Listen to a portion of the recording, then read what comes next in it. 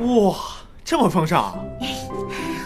我今天做的这些菜呢，是想感谢一下大家这些天对我的照顾，特别是顾总，谢谢你收留我。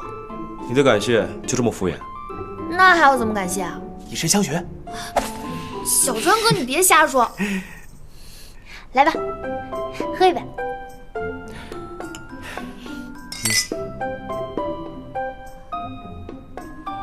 这酒的味道怎么这么奇怪啊？你开的是哪一瓶酒？我哪里敢开你的酒啊？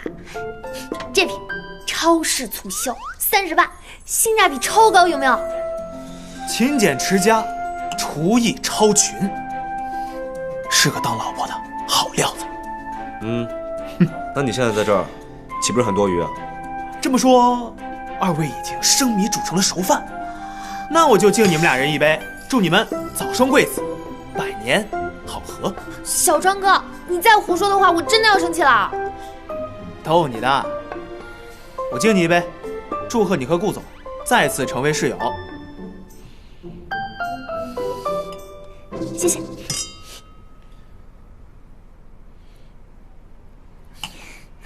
来，尝尝味道怎么样？顾总，您来支蟹。我不吃蟹，麻烦。小张哥，那这些都是你的了。你不吃吗？好东西当然是要留给客人的啦。对，我是客，那我就不客气了。嘿。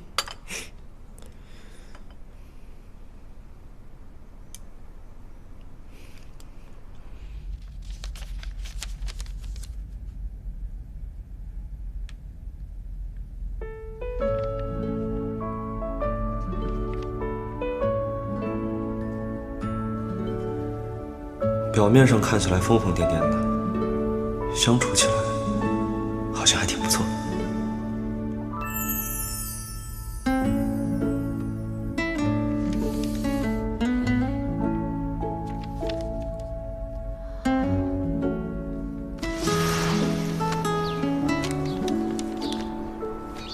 晴晴，这学期的学费和生活费已经转交给陈老师，有什么需要也可以让陈老师转告，不用来找我。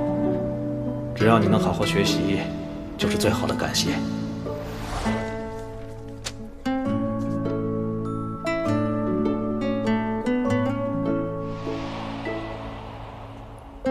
难道这些年一直资助我的人是顾南州？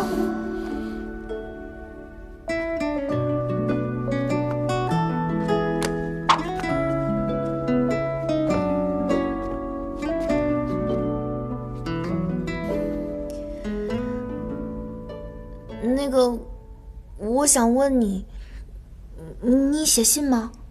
不写，怎么了？你真不写？你到底想问什么呀？啊，没什么，我就是随便问问。无聊。你才无聊呢！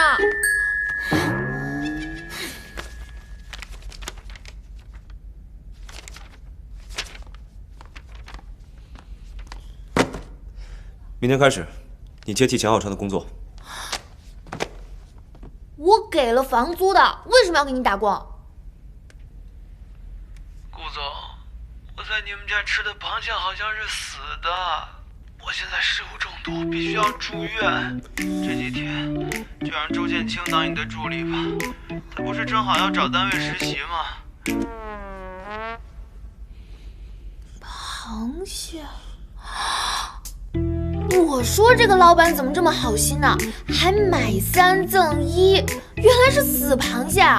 明天与制作公司开会，你把资料都整理好。助理不就是给你端茶倒水吗？除了这些，接洽客户、联系投资人，这几天都是你负责。啊？你还不想负责了？哦，负责，我负责。明天6点半叫我起床。6点。